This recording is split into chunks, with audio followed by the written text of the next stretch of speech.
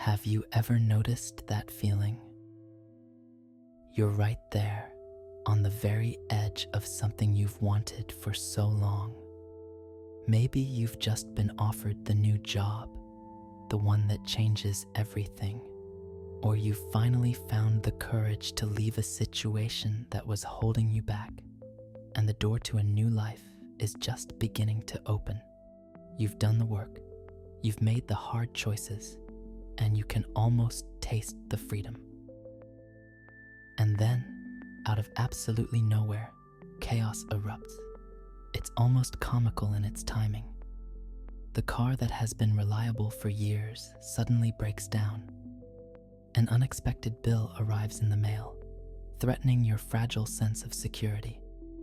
A friend you've always counted on picks a fight over something meaningless, or an old, deep-seated doubt you thought you had conquered roars back to life, screaming that you're a fraud, that you're not ready, that you've made a terrible, irreversible mistake. And in that moment, all the clarity you felt just hours before dissolves into pure panic. Your first thought, the one that feels so logical and true, is that this is a sign. It's a sign to stop, to turn back, to retreat to what is known and safe. The universe, it seems, is telling you that you were wrong. But what if that chaos isn't a stop sign at all? What if it's the most reliable confirmation you could ever ask for? What if that sudden storm is the dark sky that proves the dawn is just minutes away? What if this is the final predictable hurdle right before you arrive? Think about it. We've been taught to see life as a series of tests. If something is hard, we're being challenged. If something goes wrong, we're being punished or redirected. But the architecture of reality, the way consciousness and life actually unfold, is often much simpler and less personal than that. It works by certain physical principles, much like gravity or electricity. It's not about judging whether you're worthy. It's about mechanics. What you're experiencing in those 72 hours before a breakthrough isn't a test from the universe. It's the old reality's last stand. It's a reflex. Imagine you've lived in the same house your entire life. You know the creak of every floorboard, the exact pressure needed to close the sticky front door, the way the light hits the kitchen in the morning. Every part of your being is calibrated to that specific space. Your body knows it. Your subconscious knows it. It represents safety. Now, imagine you're moving into a new house, a better house, one with more light and more space. As you're packing the final box, a part of you, a very deep and ancient part, starts to panic. It doesn't know the new house. It doesn't trust it. To that part of you, the unknown is danger. So, it does everything it can to keep you from leaving. It might create a sudden, overwhelming wave of nostalgia for the old, cramped house. It might whisper that you'll be lonely in the new place, that you can't afford it, that you're making a huge mistake. This is exactly what happens on an energetic level. Your entire being is wired for what it knows. Your current life, with all its familiar struggles and limitations, is a known quantity. It's a pattern of thought, a pattern of emotion, a pattern of behavior. When you are about to make a genuine leap, not just a small change, but a fundamental shift in your way of being, that old pattern feels its own existence is under threat. It senses that it's about to be dissolved. And so your brain, this incredible instrument of habit designed above all else to keep you safe and conserve energy, generates a very convincing story to pull you back from the edge. It creates a crisis. It's a biological mechanism, a deeply ingrained survival instinct that, in these crucial moments of transformation, becomes your final obstacle. It isn't an enemy. It isn't a cosmic villain trying to thwart you. It is simply a reflex, the last echo of the world you are about to leave behind. The real work in these critical hours, then, is not to fight the storm. It's to learn how to distinguish the signal from the noise. The panic feels real. The anxiety is certainly real. The problem, the unexpected bill, the argument, the health scare, looks and feels entirely real. But the story your mind is telling you about what it means is the illusion. The crisis is a projection. It's a mirage generated by your own internal resistance to the profound change you are initiating. Think of it like a movie projector. The feelings of fear and doubt are the bright, powerful light from the bulb. They are pure energy. But the story, the narrative that you're failing or on the wrong path, is just the film strip running in front of that light. Without the film strip, the light is just light. You can feel the energy without having to believe the scary movie it's projecting onto the screen of your reality. So how do you recognize it? Look for the timing. The storm almost always hits right when you have committed, right when there is no turning back. It's the universe's feedback loop confirming, yes, the change you've set in motion is real. So real that the old blueprint is now fighting for its life. It shows up as a sudden and dramatic problem that seems to demand all of your attention, pulling your focus away from the new reality you're stepping into and throwing it back into the familiar drama of problem solving. A sudden money issue that makes you question your stability. A flare-up of an old physical symptom that makes you feel weak and vulnerable. A wave of exhaustion so profound that you begin to doubt you have the strength to continue. These aren't signs to stop. They are the mile markers for the final stretch of the race.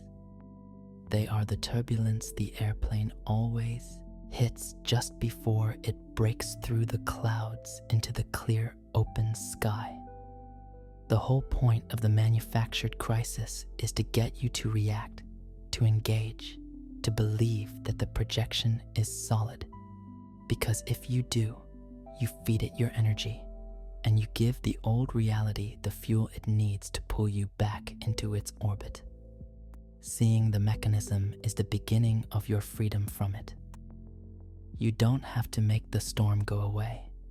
You just have to realize what it is. The dying gasp of a world you have already outgrown. By the way, our shared space of light and awareness is on its way to 100,000 people. Thank you to everyone who subscribes and brings this moment closer.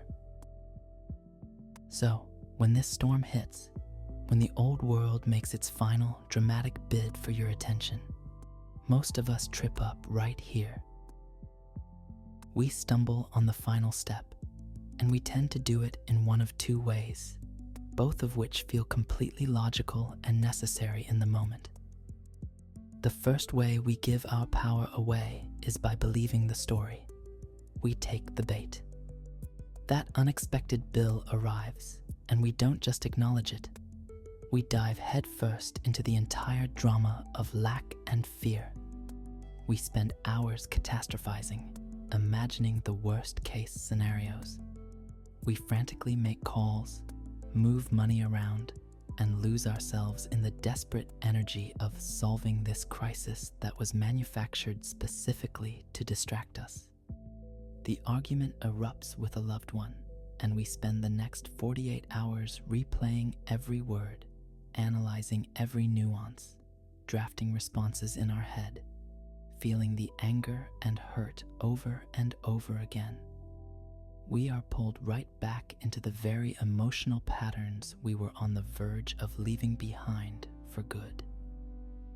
We get so busy fighting the fire in the old house that we don't notice the door to our new life is swinging open right behind us. Every moment you spend engaging with the crisis is a vote for the old world. You are telling reality with your focus and your emotional energy. This drama is more real and more important to me than the peace I was moving toward. And reality, which is fundamentally neutral and responsive, simply says, as you wish, and gives you more of the drama to engage with. The second way we fall is just as common. We try to drown out the inner conflict with outside noise. The raw feeling of panic rises in our chest, and what is our first reflex? We grab our phones. We scroll through social media, numbing our anxiety with an endless hypnotic stream of other people's lives, other people's opinions, other people's chaos. Or we call a friend, not for genuine support, but to vent, to complain, to seek validation for our panic, inviting their own energetic patterns into a moment that demands your own quiet, centered clarity. We turn on the news, we binge a series, we do anything and everything to avoid being alone with the uncomfortable surge of energy inside us. This, too, is a vote for the old world. It's an act of abandoning yourself at the most critical moment. You are sending a clear signal.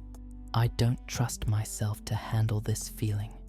I need an external distraction to save me from my own inner world. And so the breakthrough waits, patiently, just beyond the door, until you are ready to be present for its arrival. The alternative to both of these paths is to stay in the eye of the hurricane. This sounds poetic, but it is an incredibly practical, tangible instruction. What does it mean to do nothing and do everything all at once? It means you consciously refuse to get swept up in the narrative of the crisis, while simultaneously doing the deep inner work of holding your own center. You become the calm anchor in your own storm. Let's make this very concrete.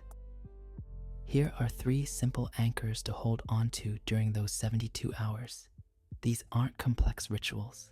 They are simple, powerful ways to keep your energy aligned with where you are going, not where you have been. First is observation. Give yourself 20 minutes a day to simply sit and watch the storm in your mind.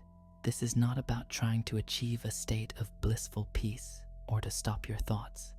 That's not the goal. The goal is to practice being the observer of your thoughts, not the victim of them. You sit, and the panicked thoughts will come, loud and insistent. What about the money? What if they were right about me? This is never going to work. Your only job is to notice them, as if you were the sky watching clouds pass. Ah, there is the thought about money. There is the feeling of fear. By observing it without judgment, you create a tiny sliver of space between you, the observer, and the thought. In that space is your freedom. You realize you are not the panic. You are the one who is aware of the panic. This practice starves the old pattern of its power because its power depends entirely on your unconscious belief that you are your thoughts. Second is silence. For these 72 hours, consciously restrict the amount of outside noise you let in. This isn't a punishment. It's about creating a sacred, protective space around yourself, like building a greenhouse for a delicate new seedling. Limit your time on social media, or better yet, take a complete break. Be mindful of the conversations you engage in. This is not the time to ask 10 different people for their opinion on your situation. Your breakthrough is your own. It has its own unique signature, and you need to be able to feel it without interference. The chorus of external voices, however well-intentioned, will only dilute your own inner knowing. Silence allows you to hear the subtle signal of the new reality underneath the loud noise of the old one's collapse. It's like trying to hear a delicate melody in the middle of a loud, chaotic party. You have to step outside into the quiet to truly hear it. And third is grounding. All that frantic, chaotic energy that the manufactured crisis stirs up is mental. It's spinning in your head, disconnected from the present moment. The simplest way to break that loop is to bring your awareness back into your body. This doesn't require an intense workout. It's about gentle, conscious movement. Go for a walk, but don't just walk while lost in thought. Feel your feet on the ground with each and every step. Feel the air on your skin. Notice the sound of the leaves. Do some simple stretches, paying deep attention to the sensation in your muscles. The point is to get out of the story in your head and into the physical reality of the now. Your body is always in the present moment. It isn't worried about the bill next week or the argument from yesterday. It is simply here. Grounding your energy in your body reminds your entire nervous system that in this exact moment, you are safe. You are here. You are okay. This physical anchor of safety is incredibly powerful when your mind is telling you a story that everything is falling apart. This then becomes your simple inner practice. It's not a rigid set of rules. It's a practice of gentle redirection. When you feel the pull, that intense urge to pick up the phone and scroll, to call someone to complain, to dive into obsessively solving the problem, you just pause. You take a breath. You acknowledge the feeling without judgment. I'm feeling the pull of the old pattern. And then, instead of following it, you calmly and lovingly turn your attention back to one of your anchors. You choose to go for a 10-minute walk instead of making the frantic phone call. You choose to sit and observe your thoughts for 5 minutes instead of opening social media. You don't fight the old reality. You don't resist it. You simply stop feeding it. You gently and consistently redirect your most valuable resources, your attention and your energy, toward the state of being you are choosing. Each time you do this, you cast another vote for the new world. You are actively aligning with the breakthrough, not the breakdown. And the storm? It will pass. It always does. Because it was never sustained by anything more than your belief in it. Once you withdraw your attention, it runs out of fuel and dissolves, leaving you standing in the quiet, clear light of the very reality you chose all along. If this video changed something in you, write in the comments, "I will hold steady." Write it as your promise. Nobody